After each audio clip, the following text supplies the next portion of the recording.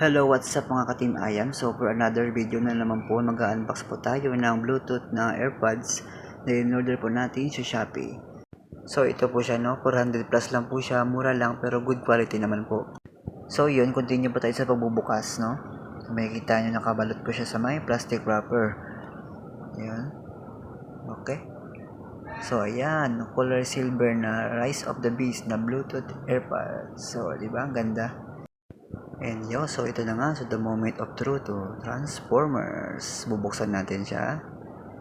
Okay. Katulad itong dati, no? Pero kulay silver. So ito yung kanyang main unit. Buksan natin. O yung mukha siyang silver na silver, no? Wow! Wah! Ganda. Wow! Then next naman ulit, ito yung lalagyan ng wedding ring, no? So ito na yung ating lalagyan ng wedding ring. Ito na naman yung kanyang Type-C na charger para sa may charging ng unit. And then ito naman yung rubber para pag-replace ng mga rubber dun sa may AirPods. So ito na naman din ulit yung manual na hindi maintindihan.